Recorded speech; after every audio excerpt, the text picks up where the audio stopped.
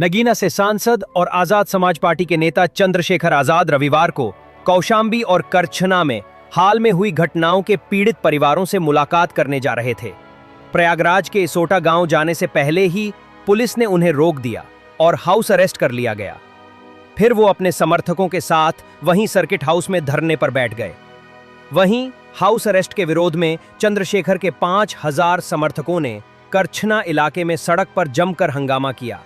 Police की गाड़ियां तोड़ दीं और बसों पर पथराव कर दिया। पुलिस की 8 और बसों समेत 7 प्राइवेट गाड़ियों में तोड़फोड़ की। भड़ेवरा बाजार में पुलिस और आम नागरिकों पर ईंट पत्थर बरसाए। इससे मची भगदड़ में कई महिलाएं और बच्चों समेत 15 लोग जख्मी हो गए। कई दुकानों पर पथराव कर शीशे तोड़े गए। पुलिस ने लाठी भांजकर भीड़ को खदेड़ने की कोशिश की, लेकिन कार्यकर्ता मानने को तैयार नहीं थे। इसके बाद नैनी औद्योगिक क्षेत्र, करछना, घूरपुर, कौंधियारा, कीड़गंज, बारा, मुठीगंज थाने की फोर्स करछना पहुंची। हालात काबू करने के लिए पीएसी और आरएएफ को भी मौके पर बुलाया गया। भीम आर्मी के 20 से ज्यादा कार्यकर्ताओं को पुलिस ने हिरासत में लिया है। करीब 5 घंटे चले बवाल को पुलिस ने काफी मशक्कत के बाद काबू किया।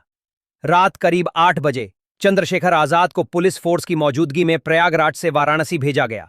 वाराणसी एयरपोर्ट से 30 जून की सुबह 9 बजे चंद्रशेखर फ्लाइट से दिल्ली जाएंगे। आज के बराबर में कौशाम्बी जिले में पाल समाज की बच्ची के साथ जो अन्याय हुआ और उसमें जो पुलिसिया कार्रवाई, उस पर बहुत सारे सवाल खड़े हो रहे। एक पक्ष कह रहा है कि हम पीड़ित हैं, दूसरा पक्ष कह रहा है कि हम पीड़ित हैं। ब्राह्मण समाज के लोग कह रहे हैं हम पीड़ित हैं। अब ये पता जाके लगेगा मौके पे कि कौन पीड़ित है। इसलिए मैं उन परिवार से मिलने के लिए पाल समाज के आया था, लेकिन पुलिस ने मुझे यहाँ रोक लिया और मुझसे कहा कि अभी लॉ एंड ऑर्डर की सिचुएशन अच्छी नहीं है, आप कुछ देर इंतजार कर लें, उसके बाद हम आपको जाने की इजाजत दे देंगे। मैं यहाँ इंतजार कर रहा हूँ पिछले 2.5 घंटे से, लगभग अब 2.5 घंटे होने को आए। मैं यहाँ इंतजार कर रहा हूँ कि मुझे वहां जाने की इजाजत मिले और मैं उस परिवारों की आवाज को उठा पाऊं, मैं जान पाऊं सत्य क्या है। इसी तरह करछना में जो अन्याय हुआ कि एक शेड्यूल कास्ट के व्यक्ति को जला के मार दिया, उस परिवार को न्याय मिले, उस परिवार के साथ जो डर भय का माहौल है खत्म हो, उसके लिए मैं यहाँ हूँ। लेकिन अभी तक पुलिस ने कोई ठोस जवाब दिया। मैं कुछ देर और इंतजार करूंगा। अगर पुलिस ने जो वादा किया है कि हम आपको जाने देंगे या परिवार से मिलाएंगे, अगर पुलिस पे खरी उतरती तो फिर मैं कूच करूंगा, कौशाम्बी भी जाऊंगा और करछना थाने वाले परिवार से जाकर उनसे मिलूंगा, उनकी न्याय की लड़ाई को मजबूत करूंगा। आप धरने पे भी बैठे हैं, क्या कारण है? मैं इसीलिए बैठा हूं कि क्या उत्तर प्रदेश में कानून व्यवस्था इतनी कमजोर हो गई है कि एक सांसद अपने परिवार से नहीं मिल सकता है? क्या हो गया उत्तर प्रदेश में? हम इलाहाबाद में, जहां पूरे उत्तर प्रदेश के लोग आते न्याय मांग रहे हैं, हम तो लंबे समय से मेरठ में हाईकोर्ट की बेंच की मांग को भी उठा रहे हैं, लेकिन इलाहाबाद में इसलिए मुझे तो रोका गया। अपराधियों क्यों रोका गया? 500-700 पुलिस लगा के क्यों रोकना चाहते हो? क्या एक परिवार से नहीं मिलने की छूट दे सकते हो आप लोग? तो मैं तो कह रहा हूं मैं अकेला जाऊंगा, आपके साथ जाऊंगा, आप ले चलो, लेकिन मुझे मेरे परिवार से मिलाओ, मैं उनकी तकलीफों को जान दो। भी उस माँ से मेरी बात हुई, जो बच्ची की माँ, उन्होंने कहा मेरी बच्ची की हालत आके देखिए, हमारी हालत आके देखिए, हम यहाँ डर के साए में, हमारी मदद कीजिए, हमारी आवाज उठाइए। तो पुलिस मुझे क्यों रोक रही? क्या पुलिस किसी चीज को छिपाना चाहती है? क्या पुलिस दबाव में काम कर रही है? मैं तो मानता हूँ पुलिस कभी दब नहीं सकती, लेकिन इस बात को जानना पड़ेगा कि सब क्या हो रहा है। मैं तो पुलिस का सबसे बड़ा हितैषी, सब जगह आवाज उठाता हूँ, पार्लियामेंट में भी आवाज उठाता हूँ, सड़क पे भी उठाता हूँ। उनकी 8 घंटे की ड्यूटी हो, उनको न्याय मिले, उनको जो वेतन विसंगतियां वो दूर हो, उनके साथ जो है जो बॉर्डर स्कीम है वो खत्म हो। लेकिन क्या आज पुलिस मुझे रोक के जो है क्या कानून का हनन नहीं कर रही? संवैधानिक जो अधिकार है उनका हनन नहीं कर रही? इसका जवाब भी देना चाहिए। और मैं मीडिया से कहूंगा कि पुलिस से पूछे कि वो मुझे क्यों रोक के बैठे। धन्यवाद। थोड़ी देर पहले लाइव आए थे, आपने हाउस अरेस्ट की बात भी कही और सरकार ने कह रहा क्या कुछ, उसी के बाद मुझे बाहर आके बैठना पड़ा, इसलिए लाइव आया कि मुझे जाना था कहाँ और मुझे लेके कहाँ गए।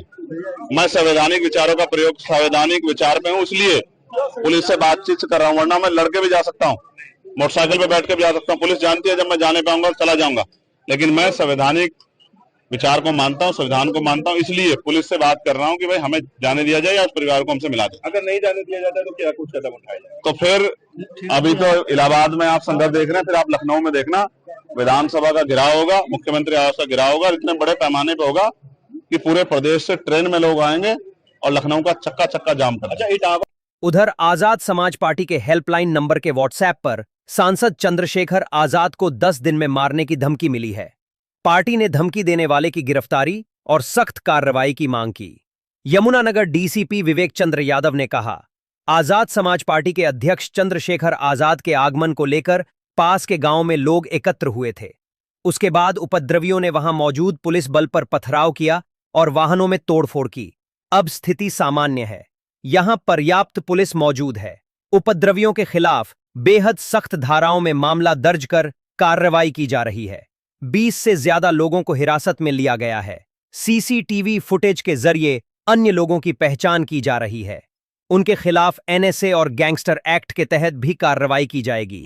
हम लोग यहाँ उपस्थित हैं और यहाँ पे यहाँ के पास के गांव में चंद्रशेखर आजाद के आने के अनुक्रम में कुछ लोग यहाँ पे इकट्ठा हुए और इकट्ठा होने के पश्चात उसमें से कुछ उपद्रवी तत्वों ने जो उपस्थित वहाँ पे पुलिस बल था उसके ऊपर पत्थर फेंके और कुछ गाड़ियों इत्यादि में जो है तोड़फोड़ करी।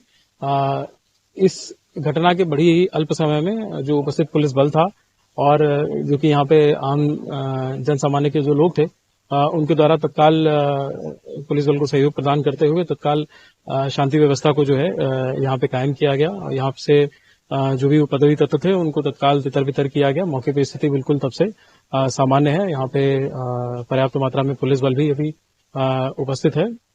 जो उपद्रवी हैं, अभियुक्त हैं, इनके विरुद्ध में बहुत ही कड़ी धाराओं में मुकदमा पंजीकृत करके कार्रवाई भी की जा रही है और 20 से अधिक लोगों को अभी तक हिरासत में लिया गया है। अन्य भी जितने भी लोग सीसीटीवी वीडियो फुटेज इत्यादि के आधार पे चिन्हित किए जा रहे हैं, प्रकाश में लाए जा रहे हैं और सभी के विरुद्ध में बहुत ही कठोर कार्रवाई की जाएगी। इसके साथ साथ इनके विरुद्ध में एनएसए की भी कार्रवाई की जाएगी, गैंगस्टर एक्ट के अंतर्गत भी कार्रवाई की जाएगी तथा साथ साथ में जो सरकारी संपत्तियों की क्षति हुई है, जिन भी संपत्तियों की क्षति हुई है उनके उनका जो क्षति का वो है